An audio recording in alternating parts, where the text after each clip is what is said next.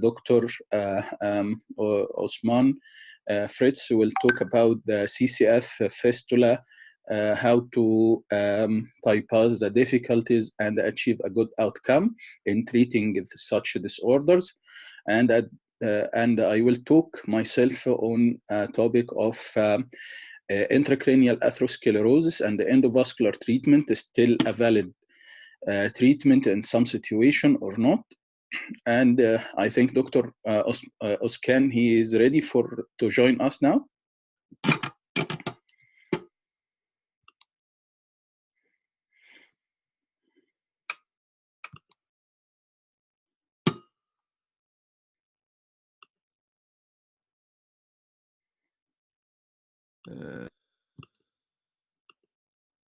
Or more options are not coming to the computer, so I'm trying to arrange it. Mm-hmm. The only thing just came up is mute, and the other things, the sharing part, did not come yet, so I'm working on it. I will try to make something. Check the photo. I'm coming to other. You can now check, and you will find the shared screen on your. Okay, on your... now it came. Yes. Okay. Now it came. Yes, we are seeing it came now. Clearly. Okay, it came now. Okay.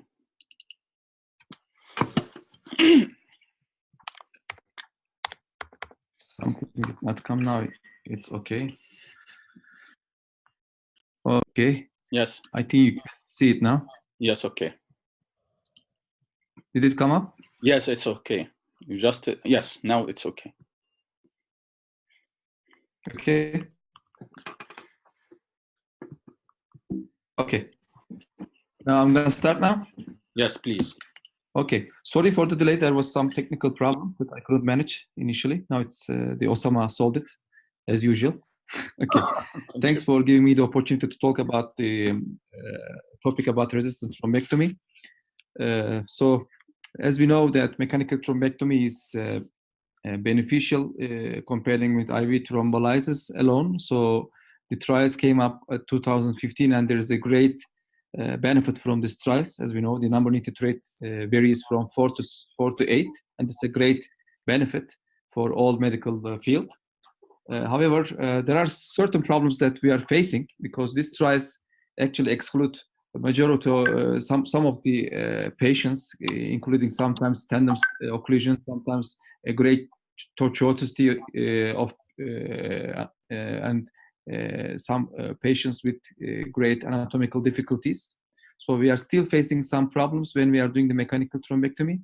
So I'm talking about the resistant thrombectomy and how to deal it with the current technology.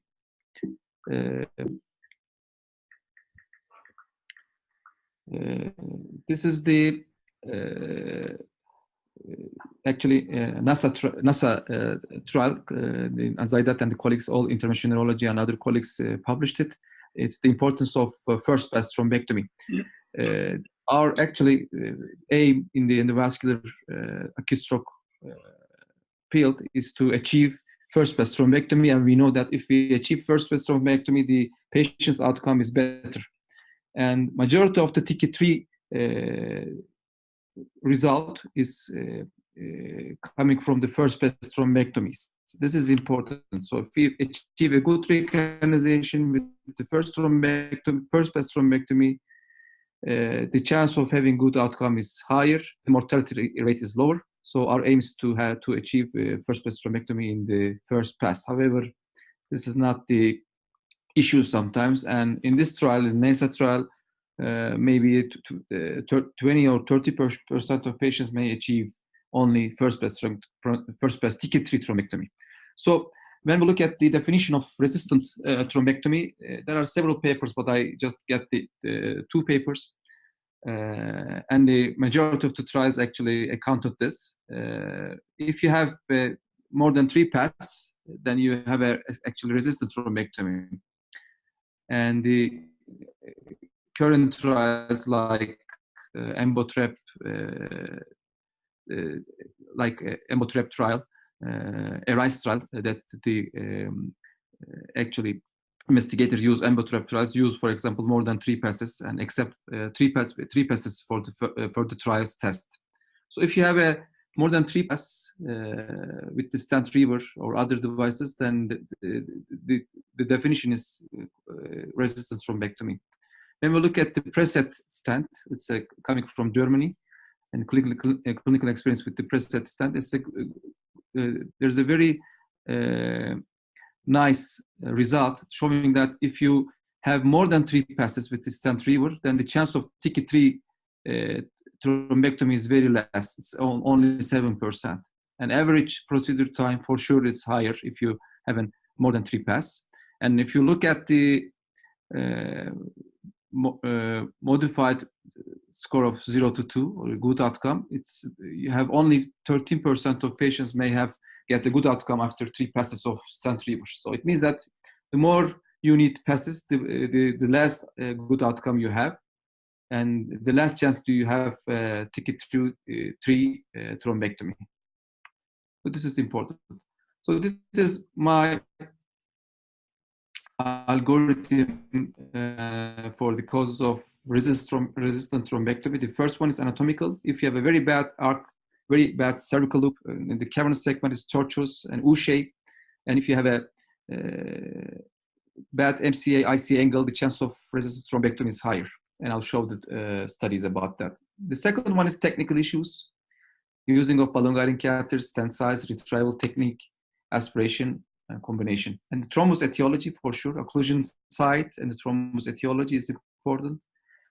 And if a complication due to endovascular treatment, then the chance of getting good outcome and the first pass is quite low. If you have a leave territory embolization, then you have to go for another territory and do the stent again or aspiration again, and the chance of resistant thrombectomy is higher in these patients.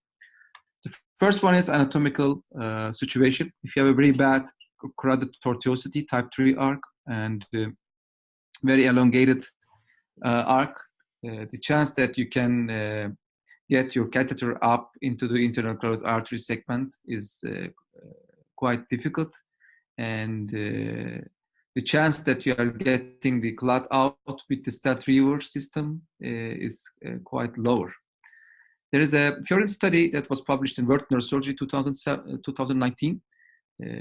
They actually created a score, a bad score, bovine arc, aortic arch, and dolichoarteriopathy. Bovine arch absent or present is important. Aortic type, arc type is important. And ICA dolichoarteriopathy it means that mild kinking, moderate or severe kinking, or tortuosity and coiling. You give 1 point for each. If you have a score of 2 or more, then the chance of getting reperfusion in a certain time is lower, the mortality rate is higher, and the chance of getting good recanalization is lower. So if the anatomy is not good, or if the anatomy is not actually good for the patient, and if you have bad anatomy, by the destiny, the chance of getting first pass thrombectomy is also lower. And what is the solution for that? If the aortic arc is very bad, and you can use the transradial cerebral technique, nowadays is a common technique, or you can use a transcervical access and acute ischemic stroke management if you have to. But it can solve the aortic problem, but it cannot solve for sure, the cavernous segment or internal carotid artery anatomical problems. You can have in this field, very severe kinking like this, or some kind of kinking, or you can have a coiling like that, a 360-degree turn in the ICA. Here is our patient with kind of kinking. And if you have kinking like that, very severe kinking or coiling, the chance of getting dissection during the procedure is higher. So you have to have some kind of stenting available if you have this kind of patients and have dissection. And this is a classification of procedural complexity in pipeline embolization. This is in the cavernous segment. Here is this U-shape and S-shape cavernous segment makes it difficult to engage microcatheters, distal access, and to engage the pipeline stent. So these are this is the study published in AGNR. That's the curved MCA and the influence of the vessel anatomy on recanalization results. If you have a kind of very severe angle between ICN and MCA, the chance of getting first pass recanalization is lower. So to summarize, the anatomical situation in the patient, both in the aortic arc, both in the internal carotid artery, in the anterior circulation, cavernous segment, and the MCA and ICA angle, sharp MCA and ICA angle, makes create some difficulties in getting first pass thrombectomy, so it may cause resistant thrombectomy. It's one of our patients, 54 years old, female, left hemispheric stroke. This is the occlusion in the inferior branch. It's a thrombus. There is the very severe tortuosity in cavernous segment, makes it difficult to engage. We tried first solitary platinum, couldn't achieve first pass recanalization. Thrombus is still here. And here is the stasis of in the cavernous segment in this kink because of these manipulations, the solitary platinum. We used balloon guiding catheter in this patient. We couldn't get first pass thrombectomy.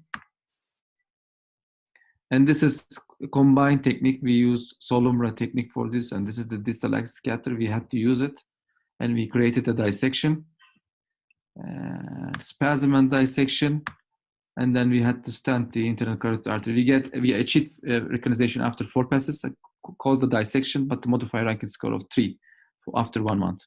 So recommendation, we have to always perform a roadmap while passing the cervical king or coil to see how the anatomy is, and during the pass, we need to be gentle. It's difficult to pass the very severe kinking or coiling with balloon guiding catheters. Buna nasıl karşılık verebileceğimi bilmiyorum. And this is important to keep the guiding catheters or balloon guiding catheter below the segments. Guide wire needs to be always in G shape. A combination of distal axis catheter and stent may be used. Sometimes we have to use 6 French. We can use 6 French distal axis, but it's very difficult sometimes for in cervical kink or coil. We can use 44 or 4 or 5 French distal axis catheter in this time. And nimotipine can be administered, and also the other calcium channel blockers can be also administered in these cases. And sometimes we can give continuous nimotipine infusions during these cases in order to prevent severe spasm, and we have to be ready for the dissections also. So anatomical perspective is very important. And now the other issue is technical management and technical issues in the acute stroke management. These are important things that we can achieve first pass thrombectomies and prevent resistant thrombectomies in several times. There is the Raul Nogueira's paper, as we already know, the push and fluff techniques. We can use several techniques that we can achieve first pass thrombectomy and prevent resistant thrombectomy by these techniques in visible stents. If we oppose these stents as far as we can, especially in the nitinol stents, then we can achieve more first pass thrombectomies and maybe prevent resistant thrombectomies. See, the opposition of the Trevo stent is better to the wall, because these are nitinol stents. We get the thrombus between the endothelium and the stent. So we have to oppose the stents very well to the vessel wall. This is important.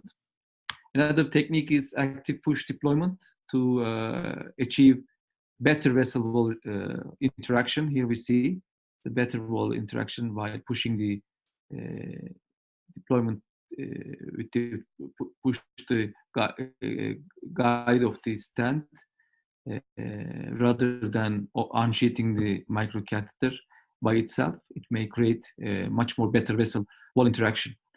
So this is a recent paper. If we use longer stents, like instead of 40-30 or 40-20 solitaire platinum, if we use 40-40, or instead of 420 trevo, instead we use 430 trevo, longer stents, the chance of getting first place thrombectomy is higher. If you use radio-opaque devices like solitaire platinum or trevo, the chance of getting first place recanalization is higher. So this is important for the setting that we have. Here's the solitaire platinum stent. In this stents, we can have much more rate of first pass thrombectomy, and we can actually prevent maybe resistant thrombectomies in these cases. So we can use other techniques such as aspiration and stent combined techniques with balloon guiding catheters or without balloon guiding catheters. It is the safe technique that we use combination of stent and distal access catheter. There are very few differences in this between these two techniques, but two techniques actually recommend retrieving the stent into the distal access partially, and when we squeeze the thrombus between the stent and the distal access catheter and retrieve the both components together. And if you use the distal access catheter system aspiration both with the stent, then it's always recommended to get the microcatheter out in order to enhance the area of aspiration, especially if you use 27 microcatheter, and it may block the majority of the lumen of distal access catheter. So it's better to get out the microcatheter and retrieve the stent and the distal access catheter system under continuous aspiration. So if we have, if we actually perform the stenting and get more than 3 stent retrieval, what can we do? So the first strategy can be switching this strategy for mechanical thrombectomy. For example, if you perform stent thrombectomy and you cannot recanalize the vessel, then you change it to aspiration. Or you start with aspiration. If you cannot recanalize the artery after 3 passes, we change the system and switch it to stent system. Is it beneficial? There are 2 papers coming from the South Korea colleagues and showing that if you change the system after 3 passes or 5 passes, change the strategy, thrombectomy switching to aspiration switching to thrombectomy, then the chance of getting better recanalization is higher and the better outcome is higher. So the first trick is, if you cannot recanalize the artery in acute stroke setting, you may change the system. You can switch it to stent, you can switch it to aspiration. This is the first thing. Is it any clue that we can just from the start, we can just predict what device we can use, aspiration versus stent retriever? There is a paper from that was published in Stroke 2018. If the thrombus is the regular here, the chance of getting actually benefit from aspiration is higher. If the thrombus is irregular like that, the getting benefit from the stent retriever is higher. So irregular thrombus, stent retriever is recommended. Regular thrombus is aspiration recommended, but it's not the actually 100% for sure, but it may give some clue to us to which strategy should we start is the first phase or initial phase. The third component is after anatomical evaluation, technical evaluation, and the thrombus structure for sure. That every thrombus is different, especially fibrin dominant thrombus or calcified thrombus is very resistant to thrombectomies or even aspiration. However, in the red blood clot, dominant thrombus is much more unresistant, and the chance of getting first pass thrombectomy is higher. Here is the one patient with a calcified emboli, one of our patients. We had a great difficulty to recanalize. After first 5 pass, we achieved recanalization in this patient. It's a kind of tandem occlusion of the patient coming from the atherosclerotic carotid. The MCA is occluded also. We have to do 5 passes. Here is the thrombotic material. It's much more fibrin dominant and calcified. And there's a paper from Dobrowski and colleagues, a thrombectomy of calcified emboli. And if you have a calcified emboli and the Hansfeld unit is very high, the rate of recanalization is very low. It's almost 12%. The poor prognosis is higher, and intracerebral hemorrhage rate is quite higher. So the thrombus content or histology of thrombus is important. You have sometimes very rubbery, very hard clot that you cannot achieve recanalization in the first pass to the second pass or third pass. So there is a recent kind of novel geometric technology here in vitro model, geometrical difference of stance that you can achieve this recanalization in the heart clots. And this is one of our patients. Actually, we couldn't pass the thrombus occlusion with the guide wire. We tried several times, so we couldn't attempt for stent retriever technology. So we come across proximally with the distal axis catheters, the Sophia 5 French, and then we achieve recanalization with the aspiration only, and we get this kind of material. This is the after a mitral valve replacement, and after our cases, one case report just came out, a case of right middle cerebral artery tendinectomy. So this is chordotendinia. This is coming from the bypass. This chordotendinia structure. Sometimes the surgeons cut the chordotendinia during mitral valve replacement, and this is the material coming from there. So these are all different clots and different histology that makes very difficult thrombectomy. So you have to ready for all kind of technologies and all kind of system, like aspiration, thrombectomy, and both. This is one of our cases. 57 years old male, global aphasia, right hemiplegia, forced eye deviation during TEE examination, NH20. This is the ICA-C occlusion due to cardioembolic source. We navigated 9 French balloon guiding catheter and aspirate from there.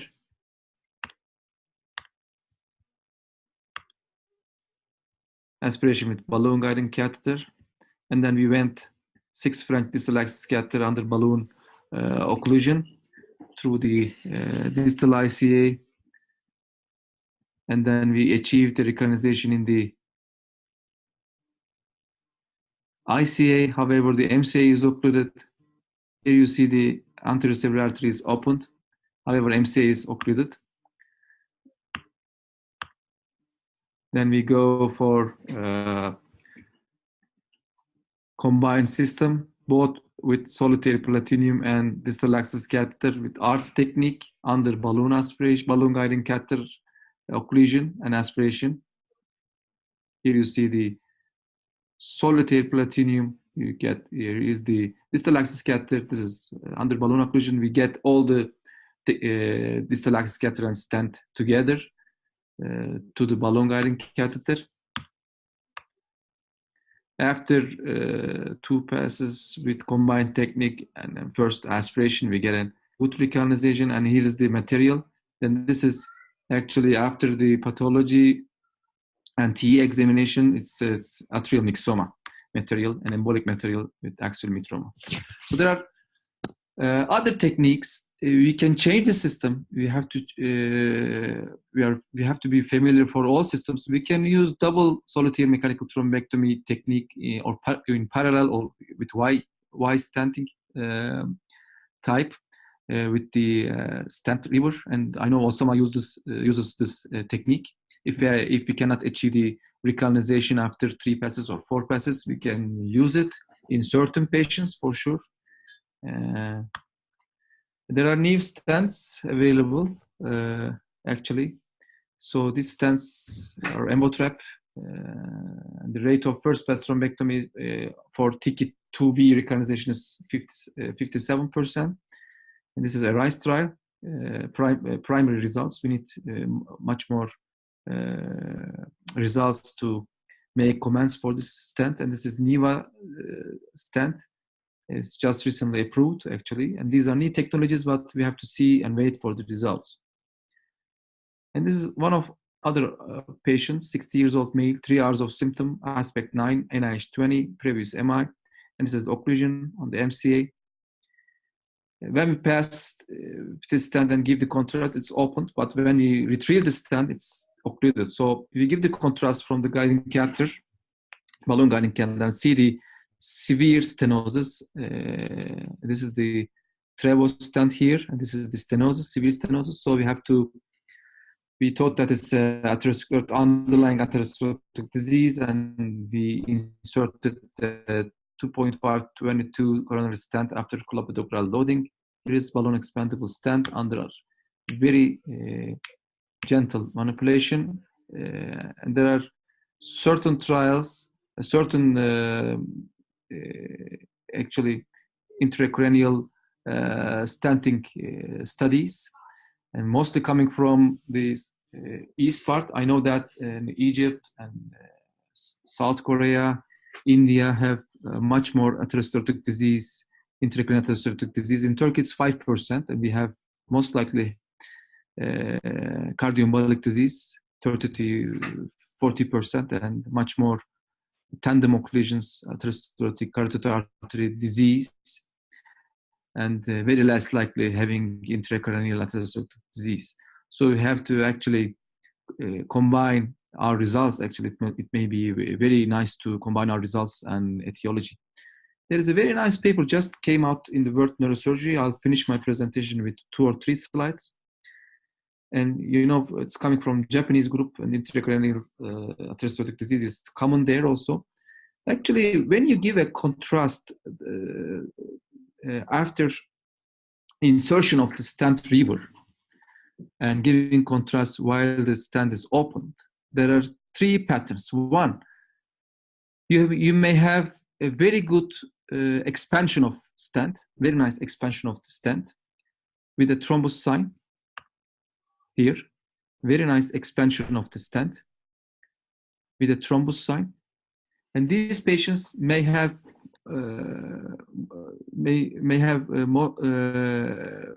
more proportion of patients may have first pass thrombectomy.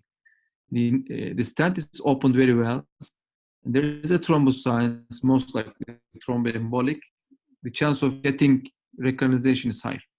The second pattern is you get very poor expansion of the stent, and some thrombus sign it's heart clot. It's maybe heart clot from thromboembolic source and fibrin dominant. And the other one is poor expansion with no thrombus sign. It may predict actually the atherosclerotic disease. So when you have this, maybe you have to put a permanent stent. When you have this, you may change this pattern to not very good expansion with a thrombus sign. So you may change the system to the aspiration maybe. So these are all studies came out actually, and we can get some information from there, and we can change our strategies regarding to what we face. The fourth component of resistant thrombectomy is complication. If you have a leaf territorial infection, like we see this in this patient, the ACA is occluded. So you have to go for ACA also and try to open the ACA, anterior cerebral artery, during MCA manipulation. Or you have too much distal emboli, like this patient's tandem occlusion under balloon guiding catheter we use. Despite of the balloon guiding catheter, we had lots of distal emboli in these patients. And distal emboli, too much distal emboli may cause futile recanalization. You get some kind of recanalization, good recanalization without distal perfusion. So you may have futile recanalization. We can give intraarterial thrombolysis to these patients, maybe. And these kind of complications may complicate the issue and may cause resistance thrombectomy. So these are last 3 slides for the recommendations. Balloon guiding catheter is recommended when you use an isolated stent. And stent can be performed with push and pluff or push to wire technique if the stents are radiopaque, like Solitaire or Trevo. We do, the studies are recommend 3 or 5 minutes wait for the stent after the stent replacement in order to engage the vessel better, especially for the nitonal stents, not for maybe embotrap, but for Solitaire, Trevo, Preset, Catch. Recanalization rate is higher in longer stents like 440 or 430. If you want to do the combined system, withdrawal of microcatheter is recommended when a combined distal access catheter and stent system is performed. Use of distal access system is recommended in tandem ICA occlusions. Combined distal access catheter system and stent system may be recommended in a very tortuous anatomy and very difficult anatomy. Intracranial stent should be kept in the neuroangiography suite for especially underlying intracranial atherosclerotic disease. After 3 passes, switching the endovascular system may be recommended. And be careful for the backflow for the adapt technique. If you do not have the backflow while aspirating the thrombus, it means that the thrombus is entrapped on top of the distal access catheter, and if you give a contrast from there, you can create a distal or ENT emboli to other territory. Intracranial permanent stenting is seldomly required, but we can get the decision regarding the situation. The decision of permanent stent insertion should be based on neuroimaging, age, symptom onset, and underlying etiology. So these are all my talk. Actually, to summarize, resistance thrombectomy may be caused by anatomical problems, may be caused by thrombus itself and technique, and may be caused by complications. So can you hear me, Yes. Osama? Yes, we are hearing you very So much. this is my actually presentation, and I'm very thankful to all colleagues and especially Osama to arrange this webinar. And this is the first webinar, but I'm absolutely sure that the next ones, it will be better and better.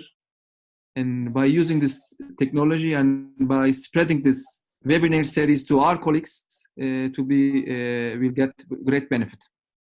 Thank you so much. Thanks, Osama. Other colleagues. Thank you so much, Oskan. I think it's a very interesting topic and it's a very phenomenal lecture. Thank you for your presentation. And now we can have some questions about this topic, about 2 minutes or 3 minutes for any question. So if anyone have any question, he can raise his hand and I will open the mic and give his question for Dr. Oskan. Any question?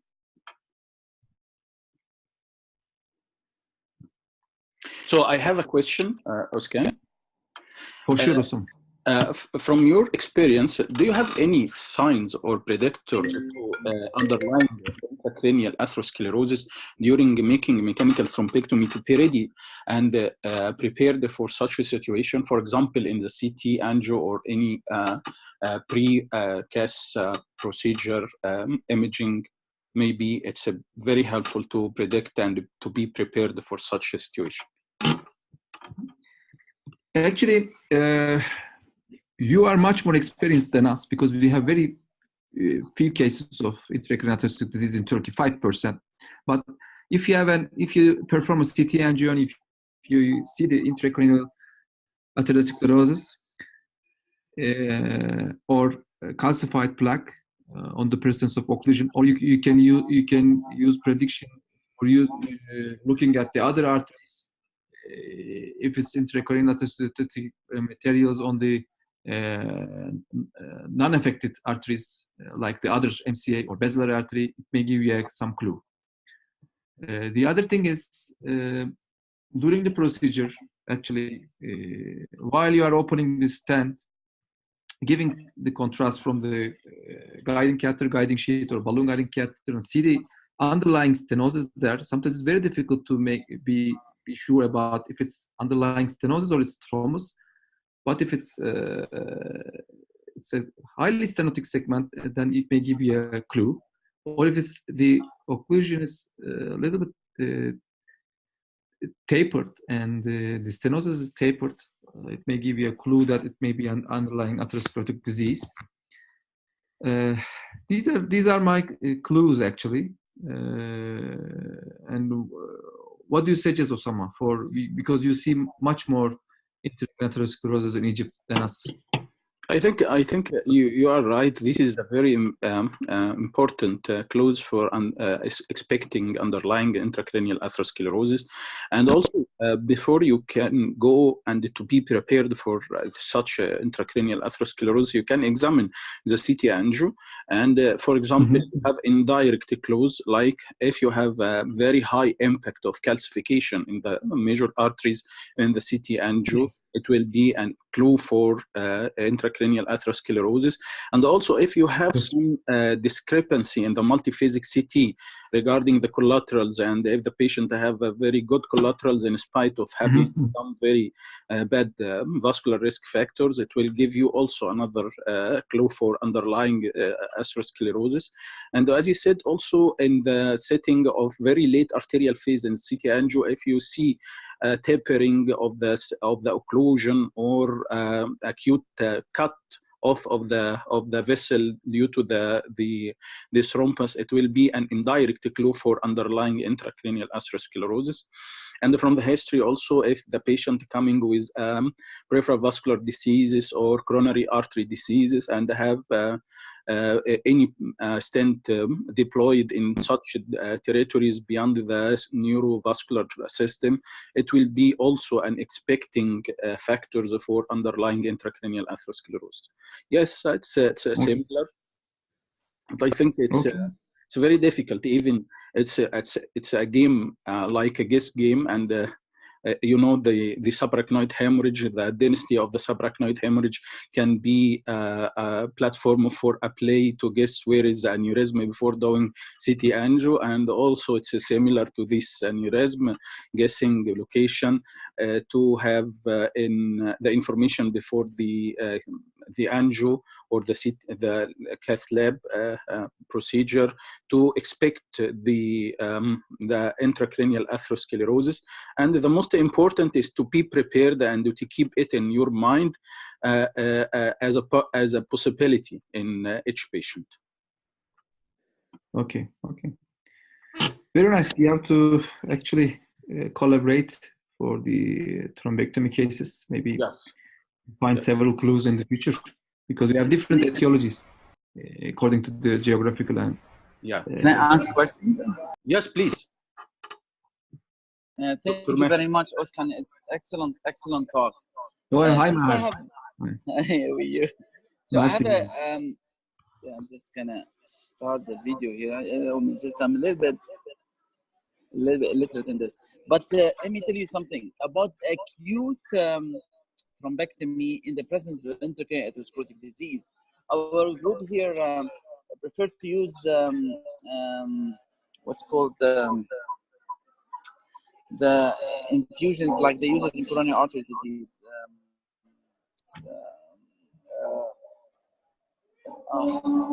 I'm blind on the name. GB28 BB inhibitors. Hello, hello, Dr. Maher. Yeah, I'm with you. I'm with you. You hear me? Yeah, okay. Okay. Yeah. So 2,3-B inhibitors. Yeah. Yeah. For better result of acute thrombectomy. What's your intake on this? Yeah, actually, it's one of the unknown issues. Actually, it depends on the patient. I get individual-based decisions. If the patient is having a very bad aspect score is 5 or 6, not a very good aspect score. And if the patient is in older age, with leukariatic patients with leukaryosis, severe leukaryosis, I do not tend to use this kind of strategies. But if in the younger age, good neuroimaging with an aspect score 8, 9, without any concomitant disease too much, the glucose is well controlled, I tend to use actually 2/3 dose of coronary literature. I give a 2.5 milligram of tropoban, and then followed by 8 hours of infusion. Whenever I perform a permanent stent, I just do the DynaCT or Expert-CT to see what's going on the brain, to see if there is a enhanced contrast, if there is an enhanced contrast extravasation or not, if there is any bleeding or not. If there is no, then I tend to give some tropoban infusions in this kind of patients. But I act actually for all patients for individually. I do not have any kind of strict algorithm. Sometimes if I see too much contrast enhancement in terms of Hans per unit, like 100 Hans per units of contrast in the basal ganglia region or other regions, then I reverse the heparin. I tend not to put intracranial stenting, permanent stenting. What I do is, if I have to put the stent, perform a stent, I do a DynaCT or Expert-CT, brain stat